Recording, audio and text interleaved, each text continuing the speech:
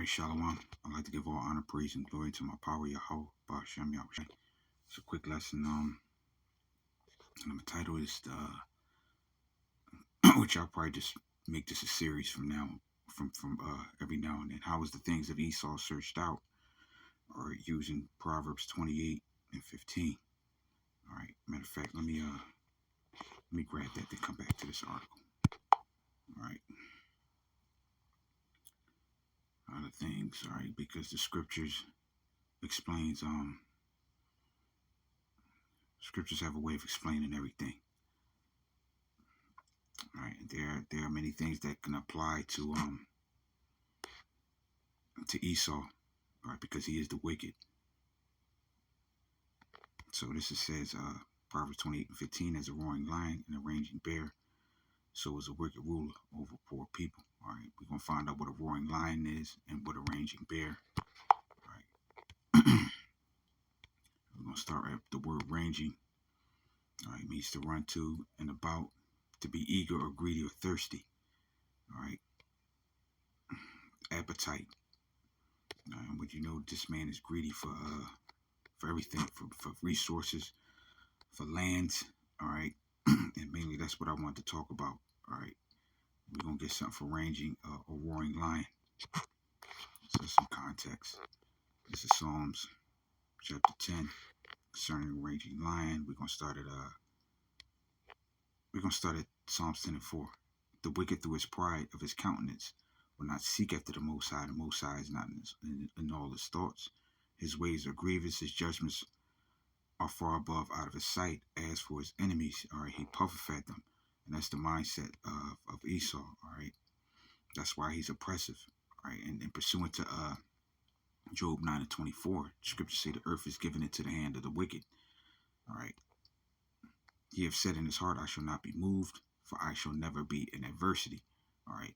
So he has to set up oppressive systems, all right, so he won't be moved, all right. Or he has to put down all opposition as well, all right. And he does that by many cunning and deceitful, all right, deceitful ways. His mouth is full of cursing and deceit, and fraud is under his tongue. Fraud under his tongue is mischief, all right, and vanity. He sitteth in the lurking places of the village. In the secret places do he murder the innocent. His eyes are privily set against the poor. He lieth in wait secret as a lion in his den. He catcheth in wait.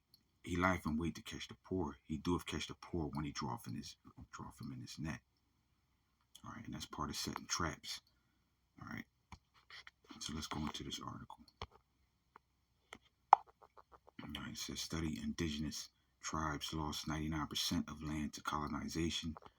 Settlers push tribes into land more at risk from climate change. All right, and this goes into this is 2021.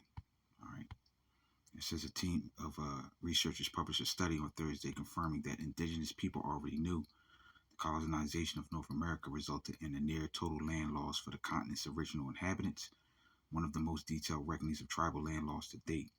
The study compiles a massive set of data on the lands that were taken from the tribes and migrations many tribes were forced to make. In continental U.S., indigenous tribes lost close to 99% of their combined historical land bases through European colonization and the expansion of the United States.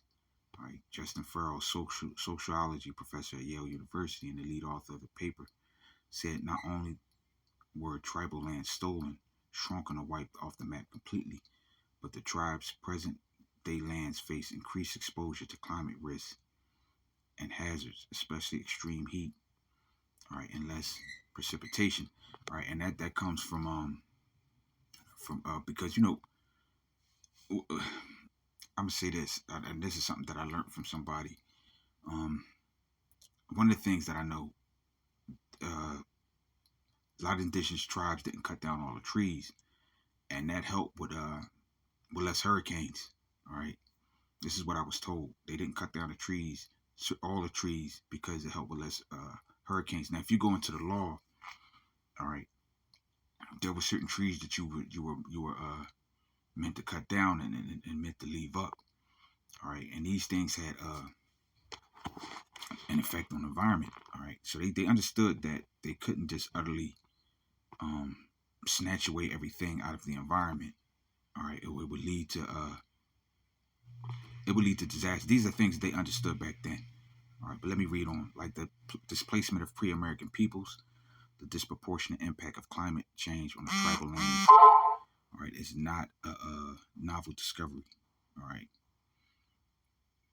But Farrell said an aim of the research was to create foundation publicly accessible. All right, let me, I don't know if I want to read the rest of this, but, and I wanted to go into some precepts, but this is a good read.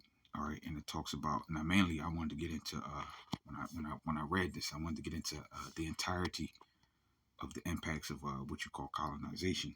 All right, because this is one of the things that throughout history you can see this documented, all right, in the scriptures, all right, and also in secular history, which we aligned we filter secular history, all right, through the scriptures. Let's go here for time's sake. Let's go to the book of Job 24. All right, let's okay, let me do this. All right, this is Job 24:2. Some remove landmarks, they violently take away flocks and feed thereof. All right, so you remove landmarks. What are you doing?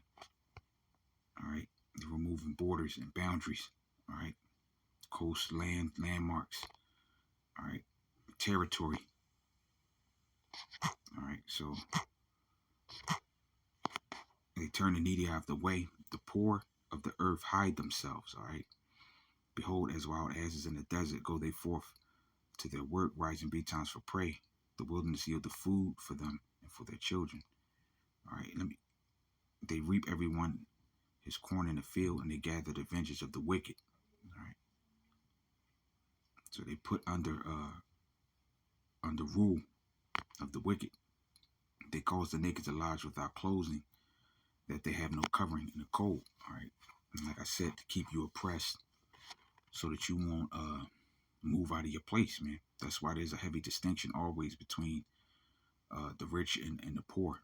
All right, pyramid schemes, as I would like to call them. All right, few at the top, many at the bottom. All right, but this is what happened to what you call indigenous America and a lot of other nations. And this is why the earth is given into the hand of the wicked. Verse 8, they are wet with showers of the mountains. They embrace the rock for want of shelter. All right. They pluck the fatherless from the breast and take a pledge of the poor. They cause him to go naked without clothing. And they take away the sheep from the hungry, which make oil within their walls and tread their wine presses and suffer for thirst. All right. And oil is expensive. All right. But they themselves receive barely any wage to make luxurious things for those who are in power. Verse 12, men groan out of the city, and the soul of the wounded crieth out. Yet the Most High layeth not folly to them. All right. These are they that rebel against the light. They know not the ways thereof. All right. Nor abideth in the paths thereof. All right. You can see it. All right. Let me go here real quick and then make an example out of what I'm saying pertaining to Esau. This is Psalms 55 and 21. The words of his mouth were smoother than butter, but war was in his heart. His words were softer than oil, yet they were drawn swords. And what do you think of course?